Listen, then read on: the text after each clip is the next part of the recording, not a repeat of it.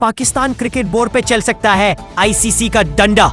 नियम तोड़ने की वजह से हो सकती है बड़ी कार्रवाई। इंटरनेशनल क्रिकेट काउंसिल यानी आईसीसी संयुक्त अरब अमीरात के खिलाफ एशिया कप 2025 मैच से पहले पाकिस्तान द्वारा टूर्नामेंट के कई नियमों के उल्लंघन इलियो उसके खिलाफ कार्रवाई पर विचार कर रहा है। टीम ने मैच रेफरी एंडी पाइक्रॉफ्ट को हटाने की अपनी मांग को वैश्विक संचालन संस्था द्वारा अस्वीकार किए जाने के विरोध में मैच में विलंब किया था।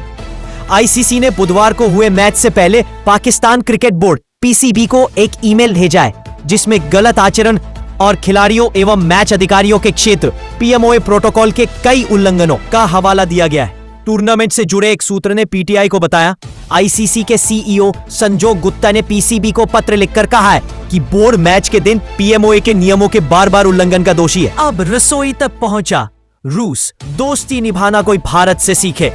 पुतिन कभी नहीं भूलेंगे ये एहसान। भारत और रूस की यारी ने एक बार फिर पूरी दुनिया की नींद उड़ा दी है। ये यारी सिर्फ हथियारों और तेल तक सीमित नहीं है, बल्कि अब ये हमारी थाली तक पहुंच चुकी है। दुनिया को ये साफ साफ संदेश मिल गया है कि दोस्ती अगर है तो भारत और रूस जैसी है, जहां एक ने मुश्किल वक्त में साथ दिया तो दूसरे ने दिल खोलकर भरोसा जताया। तेल छोड़कर दाल खरीदने की ये कहानी सिर्फ व्यापार की नहीं बल्कि रिश्तों की गहराई की है। पुतिन इस एहसान को कभी नहीं भूलेंगे। दरअसल ताजा रिपोर्ट ने सभी को हैरान कर दिया। रूस के फेडरल एग्रो सेंटर की रिपोर्ट के अनुसार 2025 में भारत ने रूस से 9.5666 टन दालें खरीदी।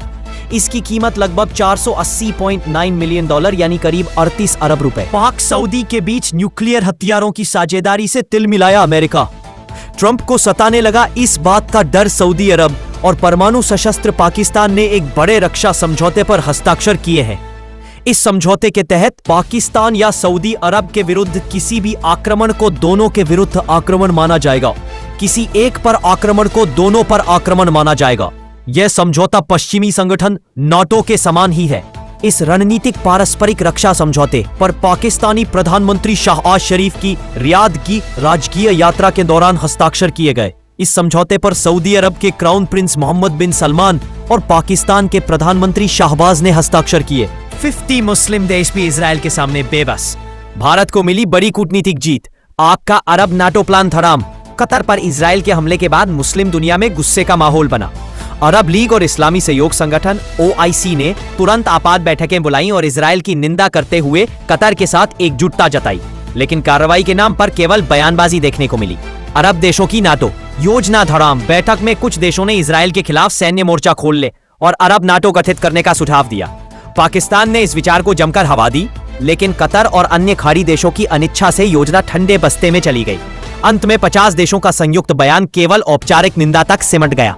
विशेषज्ञों का तंज, कहां गया दम। विशेषज्ञों ने कहा कि 1973 के युद्ध में अरब देशों ने तेल निर्यात रोककर अमेरिका इजरायल पर दबाव बनाया था, जिससे युद्ध विराम जल्दी संभव हुआ। आज जबकि गाजा में मौतों का आंकड़ा 65,000 से ऊपर जा चुका है और संयुक्त राष्ट्र तक नरसंहार की चेतावनी दे रहा है, मुस्लिम देशों की चुप्पी उनकी कमजोरी उजागर करती है। हाई 2025 केंद्र कर्मचारियों को जल्द मिलेगा वेतन बढ़ोतरी का तोहफा। जाने कब आ सकता है ऐलान। केंद्र कर्मचारियों और पेंशन धारकों के लिए खुशखबरी जल्द ही मिल सकती है। सरकार महंगाई भत्ते DA में बढ़ोतरी का ऐलान करने की तैयारी में। परंपरा के अनुसार अखिल भारतीय उपभोक्ता मूल्य सूचकांक AICPI के आधार पर साल में 2 बार DA संशोधित किया जाता है। यह बढ़ोतरी जनवरी, जून और जुलाई दिसंबर की अवधि के लिए की जाती है। आमतौर पर जनवरी जून वाले संशोधन की घोषणा होली के आसपास और जुलाई दिसंबर वाले संशोधन की घोषणा दिवाली से पहले होती है। 7वें वेतन आयोग के तहत आखिरी DA हाइक 7वें वेतन आयोग का कार्यकाल 31 दिसंबर 2025 को पूरा हो जाएगा। इसका मतलब है कि केंद्रीय कर्मचारियों के लिए यह आखिरी DA संशोधन इसी आयोग के तहत होगा। हालांकि आयोग की मियाद खत्म होने के बाद भी DA का पुनरीक्षण बंद नहीं होगा। नए वेतन आयोग की सिफारिशें लागू होने तक सरकार पहले की तरह साल में 2 बार महंगाई भत्ते में बढ़ोतरी करती रहेगी। नए आयोग के लागू होते ही DA को बेसिक सैलरी में शामिल कर दिया जाएगा।